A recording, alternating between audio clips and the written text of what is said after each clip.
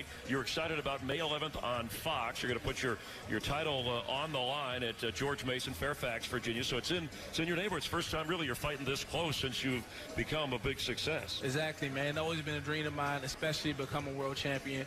It's my first fight back home since 2014, and I can't wait to put on a spectacular show against Julian Williams. Yeah, it is. It's Julian Williamson, an impressive record of 26-1-1. We look forward to that, but we look forward to you calling these fights tonight with us. It's going to be a good fight. This fight been cooking for a while now, like months. I can't remember exactly when I first heard that it was talking, but J-Rock Williams has also been working his way up the rankings on TstreeT Controversy. This is TstreeT Controversy Live with FightView360.com.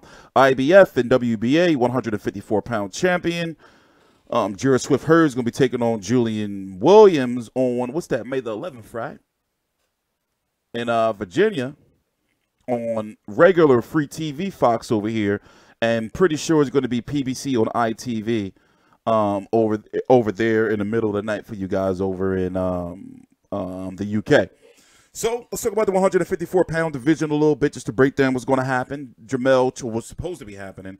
Charlo, former WBC champion, is going to be getting his rematch with Tony Harrison. That's going to be happening sometime in June, right? And him and Jamal are going to be actually on different cards this time. Sergio Garcia is supposed to be the next in line to fight for an eliminator to fight the winner. Kell Brook, still waiting on what Americana is going to do. Soluski, he's fighting up at 160 pounds in a WBO mandatory, so expect for him to not be in these rankings at 154 very much longer, but at 160 specifically. Brian Castano fought to a draw against Iris Lindy Lara. A lot of people want to see that rematch. Me personally, I don't think that Lara is going to take the rematch. It's going to be real interesting to see what he's going to do because he's got to stay active, and he's getting older, and he's slowing down a little bit, which makes his fights a lot more exciting. I would love to see him versus Hurd, too. Or even him versus, wait. I always get that confused. Him and Jamal can fight. Ronnie Shields trains Jamal Charlo, 160 pounder. Okay, for some reason I always get that confused, even though I know better.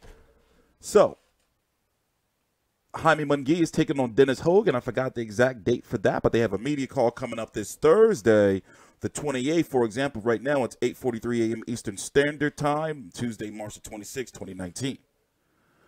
This fight right here, Hurd and J-Rock was announced officially Saturday before Peterson versus Lempignans.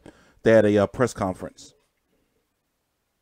And that's pretty much the 154-pound division. Now, in regards to J-Rock, right, he's been rebuilding since that loss to Jamal Charlo before Jamal Charlo moved up to 160 pounds. It was his last fight at 154 pounds before Jarrett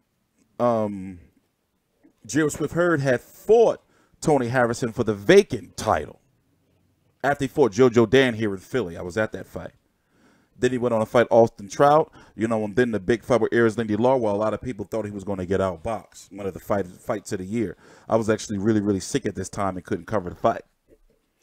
Then Jason Wilborn took a little bit of a little break. No, wait, his biggest break was between Trout and Lara. This wasn't too much of a... No, this was a big break too. But now he's back 6 months later against Julian J-Rock.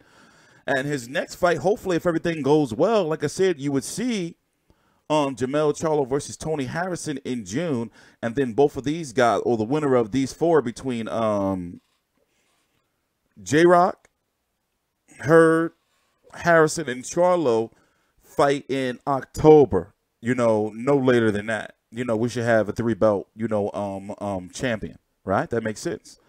In regards to where Jaime Munguia and Dennis Hogan plays in, I'm guessing that PBC would want Dennis Hogan to beat Jaime Munguia after Jaime Munguia was getting some hands laid upon him against Takashi Inoue.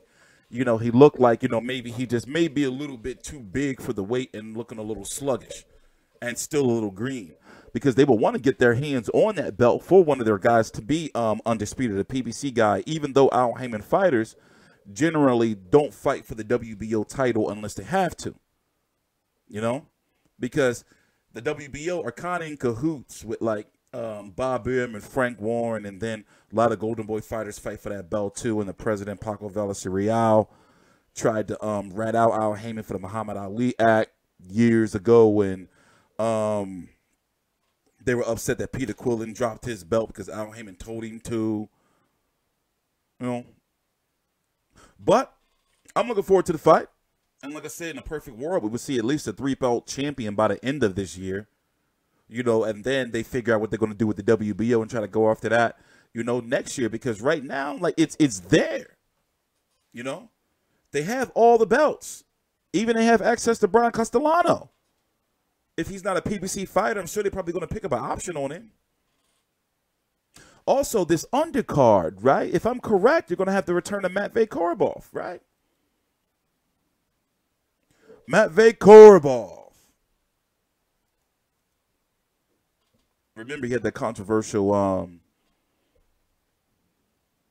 loss to Jamal Charlo, and I got into some shit. Matvey Korobov is back. And Mario Barrio, that's a nice card for a free TV. TstreeT Controversy, this is TstreeT Controversy Live. Please subscribe.